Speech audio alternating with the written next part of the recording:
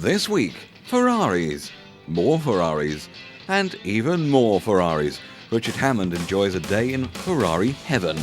The quick chick gets her wheels muddy with her Ford North Face Explorer, while we go on a classic car hunt at the National Motor Museum. First, let's whisk you to a small island the other side of the world.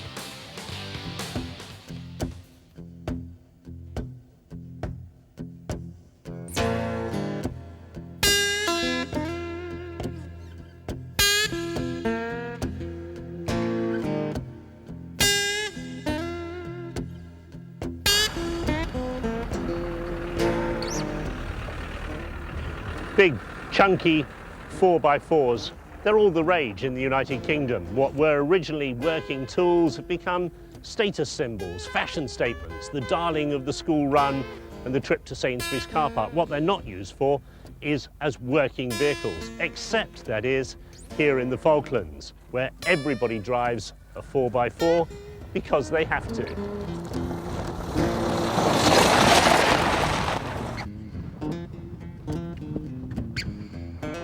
The streets of Stanley might seem a familiar environment. Concrete, tarmac, curbstones, just like the UK. But get outside the town and things change radically.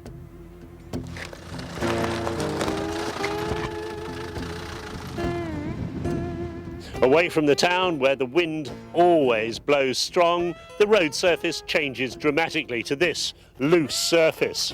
And the reason so many Land Rovers look, shall we say, slightly second-hand, well, they get pounded over this day after day after day.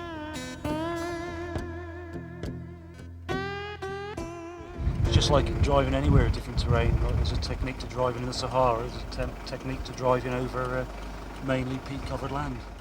And I mean, the military say they have problems with people falling off the roads. Is that just soldiers, or do the Falkland Islanders do it as well?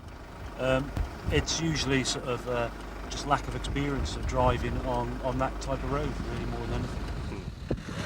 And if you want to get further afield, off the road and onto the Falklands moors, bogs and lakes, well, you need the tyres to cope with the terrain and the local knowledge to exploit them.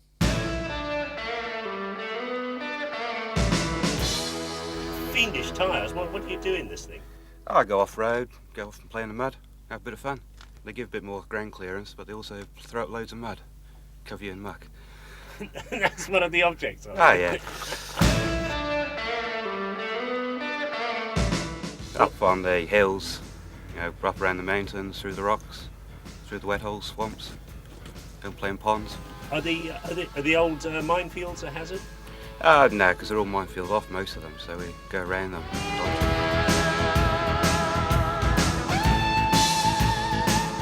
Many of the Land Rovers are ex-military. That's a function of the hundreds of them that have been brought here by Her Majesty's government.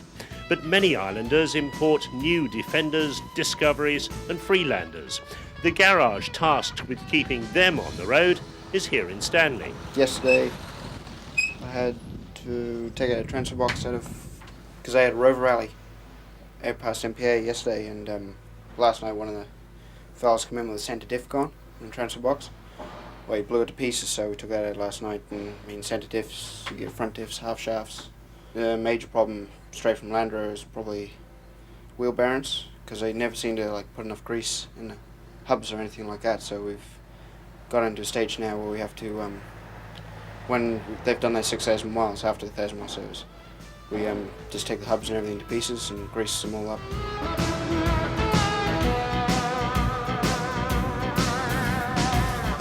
Wonderful colour of your TDI here. How come? The previous owner, his wife chose the pink, and when it was up for sale, I decided I had to have it because of the colour. I mean, everybody drives a 4x4. Why is that? I think the road system sort of out of Stanley has only recently started up. So before that, it was a lot of off-road driving. So I think that was the reason. And most people have just kept driving, and the roads around Stanley aren't that great anyway. So more comfortable, and you can go anywhere, and they're great. And I mean, you really need to use them. I mean, you know, it's not a pose. Well, I think it's just convenience. Also, I mean, Land Rovers and things like that, it's much easier to get the spares. If you go and get an obscure car, how are you going to, when it breaks down or whatever, how are you going to get bits for it? What do you do? I noticed the uniform. Customs and immigration. Your customs, oh right. So you can get hold of parts. Yes. People who don't drive 4x4s will tell you, well, they use a lot of fuel. That's not really a problem here in the Falklands. The actual stuff that comes out of the petrol and diesel pumps costs exactly the same as it does in the UK. Difference is, in the Falklands, it's not taxed in the same way. So diesel is 25p a litre and petrol is 36. That makes a difference.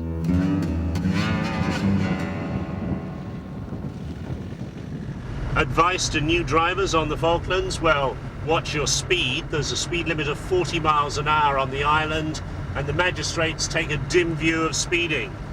It's alleged to be around £15 fine for every 1 mile an hour over the limit. And don't hit anything either. If you hit a sheep, a farmer's likely to demand £1,000 for it. And if you hit a goose, well, the natural history lot press for a £200 fine on the grounds that if you kill one, its mate pines away and dies.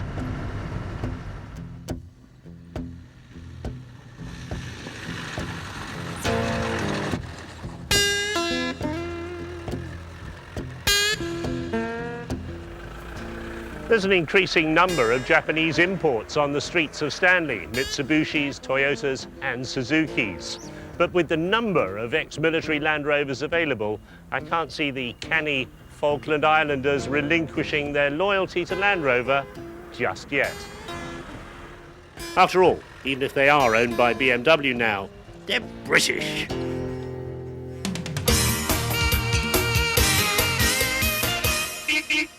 We've come to Silverstone, a place accustomed to playing host to some pretty exotic machinery, but not many days in its calendar to rival this, because this is the Ferrari Owners Club Track Day.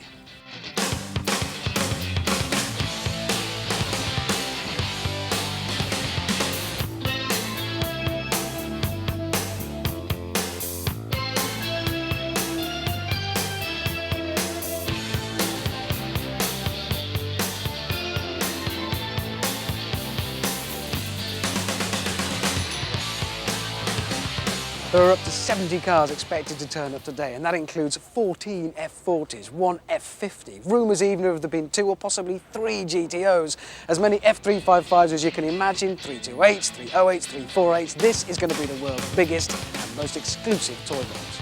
Cars from all over the country are drawn to Silverstone as if by some hidden force, requiring their owners to make some very early starts. But I suppose that if the Ferrari is straining at the leash and a day at Silverstone beckons, then getting out of bed is not too much of a problem.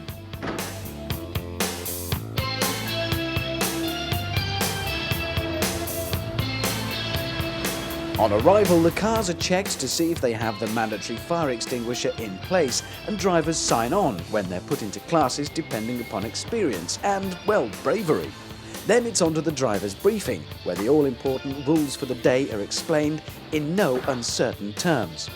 If all the rules are followed and everyone drives sensibly, then hopefully all the cars will finish the day in the same shape that Pininfarina designed them. By now, some of the newcomers and those whose experience is limited to the PlayStation are starting to look, well, very nervous. Luckily, instructors supplied by the club are on hand to give invaluable advice, which is not always completely followed. First out on the track are the experienced track drivers and racers, and believe me, these boys are here for a serious workout. Next, the intermediate and novice drivers take to the circuit and soon find out that this is where a Ferrari really belongs. However, even Ferraris have limits which will catch out the unwary. Still, we've all got to learn somehow. Probably the biggest joy on a day like this is not only the variety of the cars, but the variety of the people driving them as well. Everybody from novices to those with a substantial motoring history. Not surprisingly, there's pretty much every kind of Ferrari imaginable here today. There's big Ferraris, there's brutally fast Ferraris, there's incredibly modern, sharp and very, very sexy old Ferraris. But very few have that certain quality, apart from this. Dino.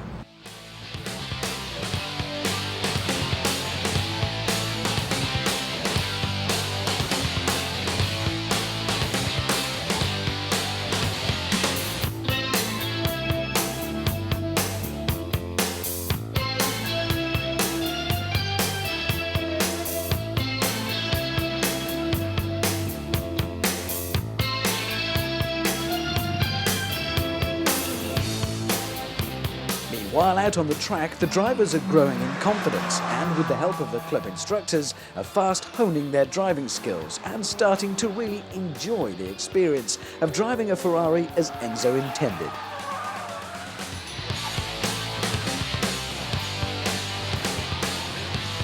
On a day like today, okay, so Ferraris are, I don't like the word, but commonplace, but there are some Ferraris even here that aren't commonplace. This is one.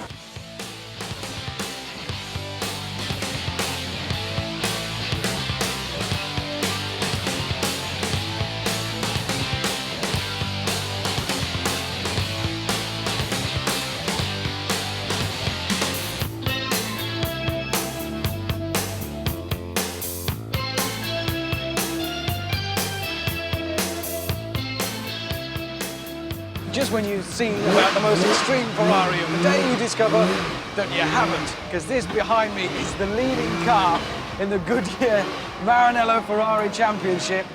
It's a Testarossa and then some. In fact, you could say this is what you do when your Testarossa isn't fast enough. It is extreme. And if it's extreme outside, this is how it looks from the driver's point of view. Believe me, this car is not suitable for a trip to Sainsbury's. It's all in the preparation. Obviously, when you're doing something at this level with this much car, you've got to be ready.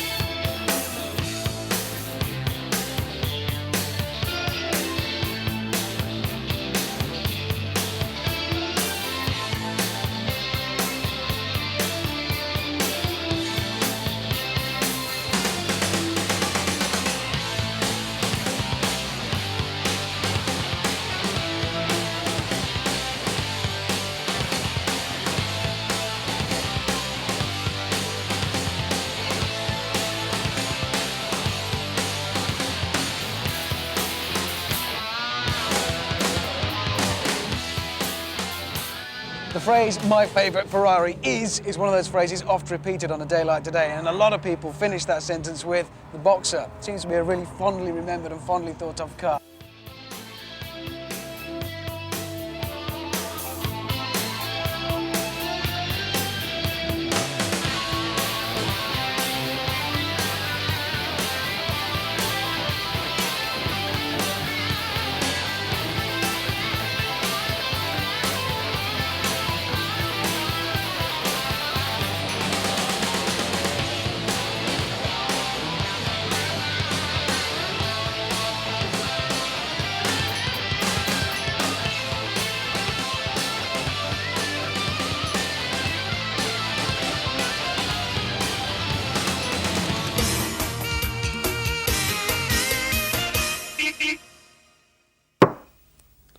I've often heard it said that buying a house is the most stressful thing in this life you can ever undertake, apart from the obvious exceptions, the weekly shopping, arguing with traffic wardens, or trying to decide what you want to drink when someone else is buying. Buying a car, on the other hand, can and should be an altogether more pleasurable experience, especially if the car will be a hobby rather than mere transport. Start looking, however, and you'll be absolutely amazed at just how many cars there are out there.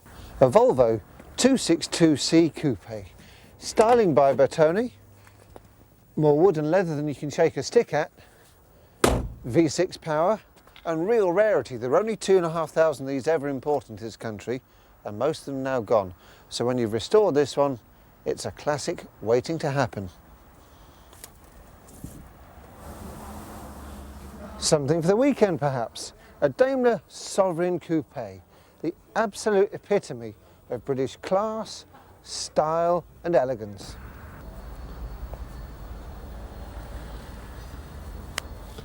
A 1952 Humber Super Snipe. Heavy engineering, heavy restoration and heavy bills. A 65 Austin Westminster, a family car from another era. Or how about a 1980s icon, the Autobahn storming BMW 635 CSI Coupe. But as the advert says, this one needs tidying. But if spending long, cold, miserable hours in a dark garage with bleeding knuckles and oil under your fingernails isn't your idea of fun, and your wallet's filled enough, you could come to a garage like this and pick the classic car of your dreams. But if you're hoping I'm going to make a recommendation, forget it. With all that choice out there, do you really think I'd want to spoil your fun? Happy hunting.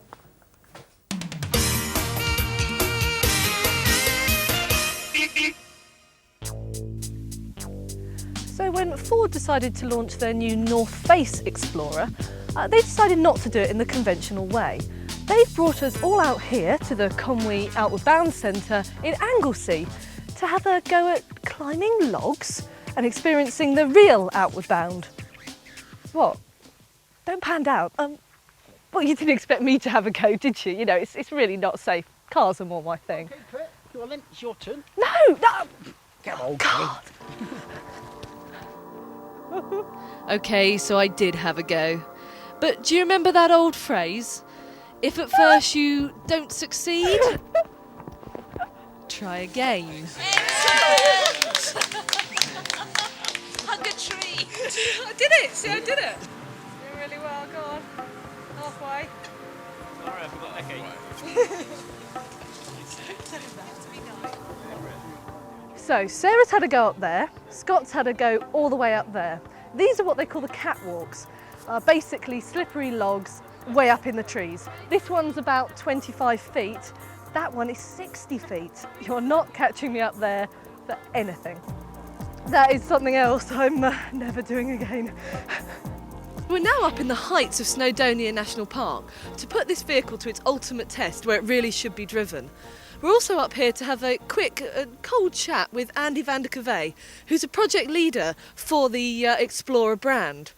So Andy, can you tell us a little bit about the car and how it's perceived in, well, certainly the American market to start with? Well, in the American market, the Explorer is #1 vehicle. Last year in America alone, we sold 430,000 units.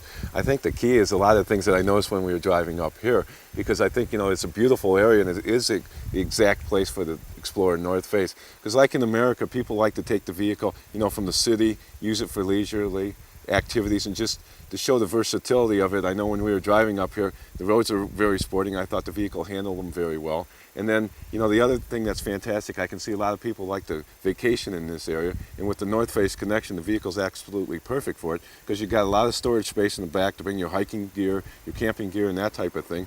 And then, you know, you can also come up here and not have any fears that you're going to get into any troubles. So you should get off the road. You just throw it in the 4x4 and it'll take you anywhere you need to. Yesterday we went out and had a lot of fun on the high beams and the slippery logs and things like that. In what way do you see that as a connection to this car? Well, what I really see is, you know, versatility. Yesterday we went out and I think you're going to see some of the tapes in some of your shows, and we were able to do a lot of outdoor activities. Well, a vehicle like this allows you to do any outdoor activities that you can, you know, from rappelling like you could do here. I'm sure there's mountain climbing and everything else. And the great thing is that you can take all your gear and just throw it in the back and go. I'll admit that I first thought that this car would be more suited to an American highway, but it has surprised me. With very little body roll, even on these winding mountain roads, and the high commanding driving position, for me this is an exceedingly comfortable car to drive. Just as long as you don't expect it to corner like a sports car.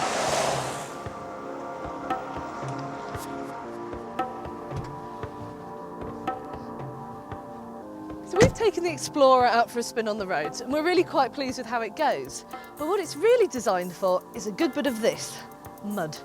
So we've come here to Bala to a four-wheel drive course to see how it copes on the really mucky stuff. Let's go and have a go.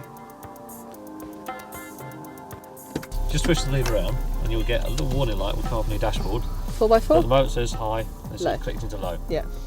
That's now puts in a much lower set of gears, and it's very slow. So you're driving, if you imagine, compare it with a normal car, it's like driving in first gear and lower rather than first gear and higher. So the whole set's gone a long way down.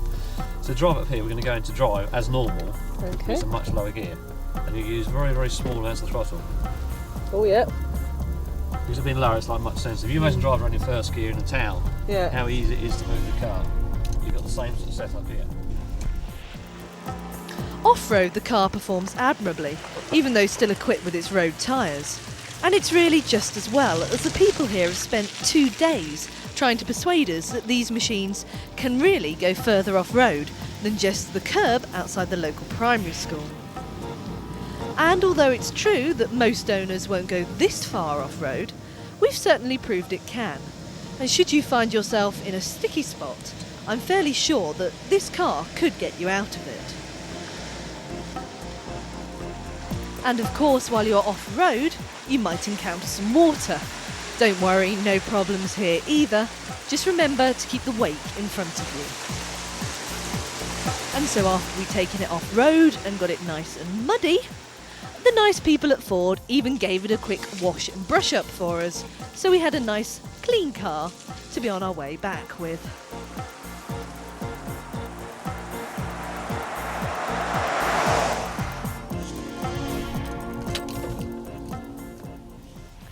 Well, that's the end of a really great weekend in North Wales with Ford. And they have managed this weekend to show us what they believe this vehicle is really all about.